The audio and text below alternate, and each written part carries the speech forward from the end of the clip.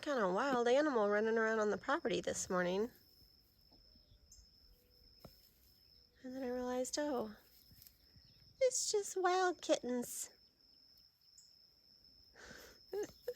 They are so crazy. They are learning to hunt grasshoppers and kidnap those. For all I know, there is actually a mouse out there. I don't know, but they are definitely loving life, and so far we've been able to do everything we can to protect them, and they have safe spaces to go, because goodness knows we are going to get attached and be heartbroken if anything happens to these guys. Gals. While I'm here, say hello to the setting moon.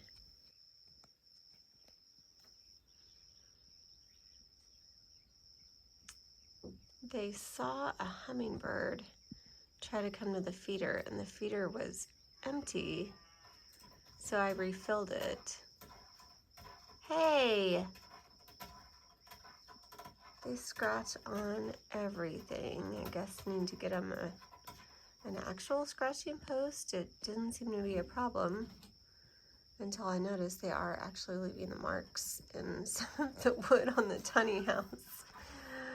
These girls are crazy. Wild cats. I guess all cats are crazy, but we haven't had cats in so long we didn't know. They went back in the house, but I think it's because they're looking for Cookie. So if they've treated our Chihuahua mix like she's their mother, and I think they miss her. I had to travel this week, so she had to go stay in the city. And she's not here.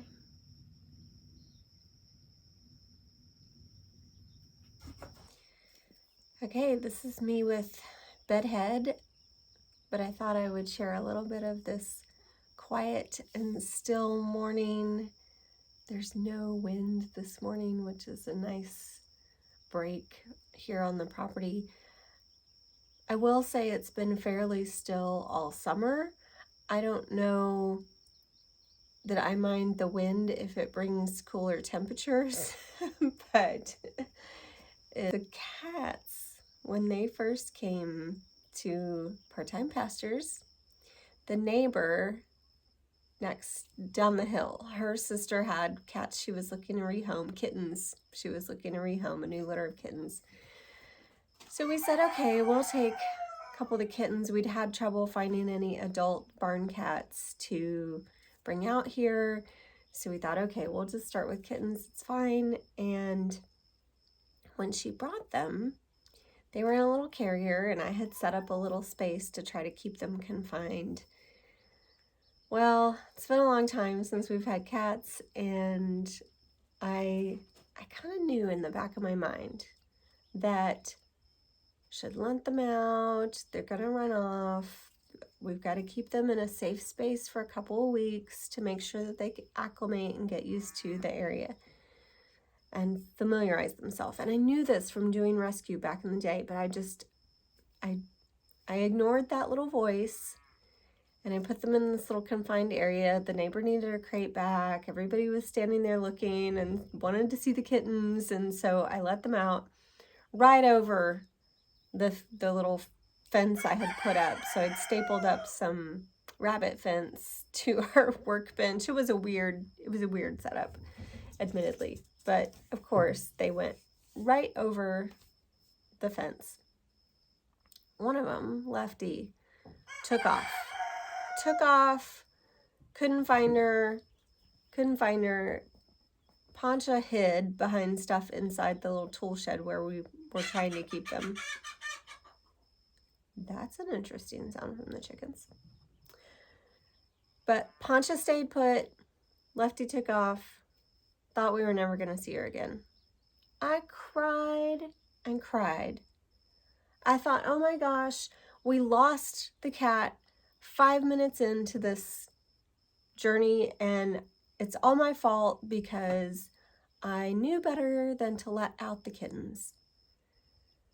I beat myself up so hard over that, and I was inconsolable. So the one cat was still in the shed. We're like, okay, well, I can at least confine her. So I grabbed her, I put her in the little rabbit hutch, former rabbit hutch design that we use for baby chicks. So, okay, you go live in this space, and it's a nice space, so we put her in there.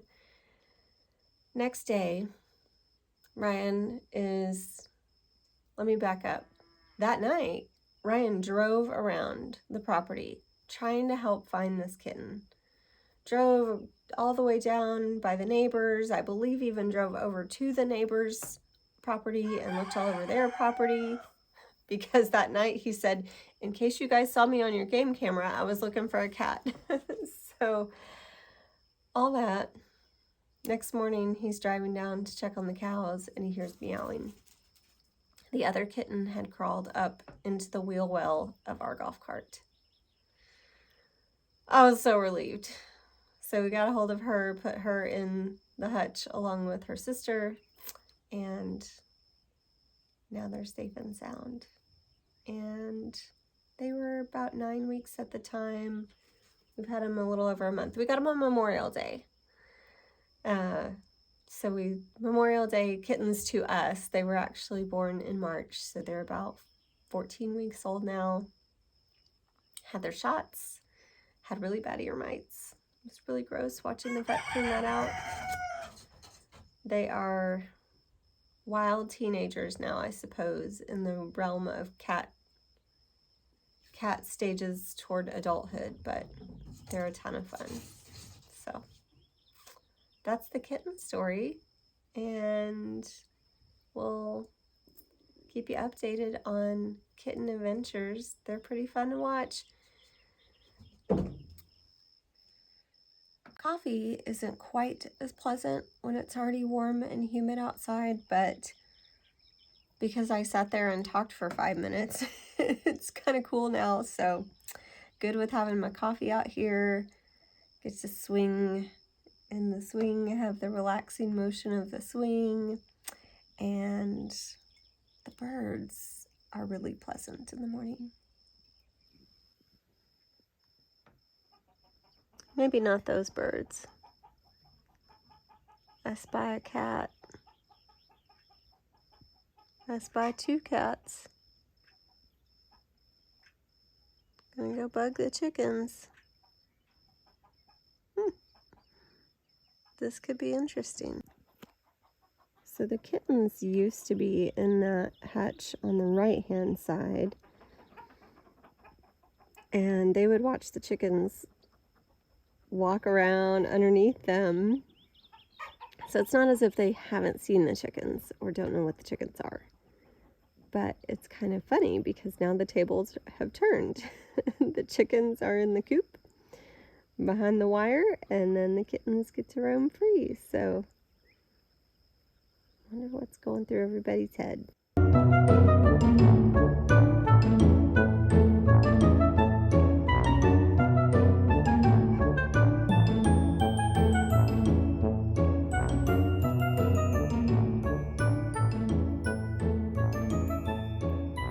And they're back.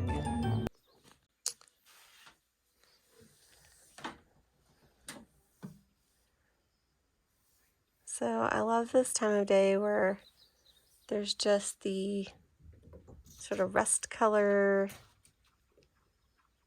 band across the sky.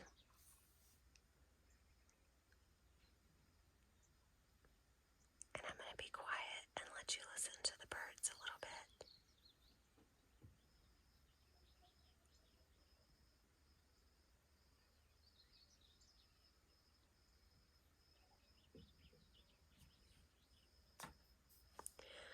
While we're here on this view, I'll talk a little bit about the electricity.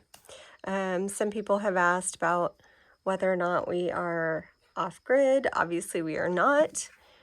We considered that, but the power required for some of the things we needed to do and DIY projects. We just, Ryan felt like we needed power. We also wanted it to be really reliable for guests. So there's a lot of reasons we didn't go solar. I really was leaning toward that in the beginning, but we are on the grid for now and just didn't have the money to invest in solar either. So this was just an easier way to do it. The pole at the time cost about $5,000 for the parts and labor. We were able to run off of the neighbors, which they're, I believe, 315 feet apart. So as long as you can go 315 feet, you can get your own pole. You know, you need one every 315 feet. So we only had to put in one, knowing that we were going to put the house that way. Now, we did end up having to dig a pretty long trench to get over to this house. We thought that our house was going to be over in that fenced yard where the tiny house lives now. We decided to make that into the guest area and move further back on the property so that we got the gorgeous western sunset view. Not sure the hummingbirds have figured out yet that I've put more sugar water in there, but you can see what a mess the porch is right now. Got a couple of boxes from Amazon that our trash guys are used to seeing boxes all the time because I don't even know where the nearest Target is. The nearest Walmart is 45 minutes away, so it's not real easy to just go pick up things. I wish I didn't have to rely so much on Amazon, but they deliver out here. You can also see my little pumpkin starts. So I started some pumpkin seeds because they need 110 days. So they needed to get going. They had germinated last week, so I'm putting them out here just to acclimate them. I also planted some in the raised bed, which I'm sure will take over the whole area by the camper, but got my fan flower and a couple of veggies that just aren't really gonna make it. I haven't been sitting out here a whole lot in the mornings just because it's so humid and already 78, 80 degrees by 6:30. But the cats were at the door this morning, so I decided to come outside and sit with them and just let you see how my mornings normally go. Although I've been doing all this talking, and normally I'm just sitting in the silence, drinking my coffee. I say a prayer, and I've got cats at my feet. I say a prayer and of thanks, and sometimes I do social media in the mornings, but it's nice because I'll get a reel or two made, and then I don't really mess with it during the day. I might come back and check things out, but I don't mind kind of getting that done in the morning. Just listening to the chickens too. It's a wild kingdom around here, and it's not even 7 a.m. Starting your morning with some sort of morning routine, whether that's sitting outside with coffee or reading a little bit or sitting in prayer or writing a gratitude list. Anything you could do to just ease into your day can just set you up for success for the entire day, get you in the right frame of mind, not rushing off to school or work or whatever that looks like. So I hope you'll find the opportunity to maybe start with 10 minutes a day, and before long, maybe you'll be like me and up at 5:45 so that you can just sit around for an hour and get ready for the day. So today I might go work on sheetrock taping though. I haven't decided. So I'm off to figure out what's going on for the day. Besides just work, I've got a ton of meetings. The sun is coming up, the hummingbirds are coming to visit, so I hope you enjoyed a little glimpse of crazy cats, the wild kingdom we have going here in the mornings. Subscribe to Time Pastures and stay tuned for more life on the farm.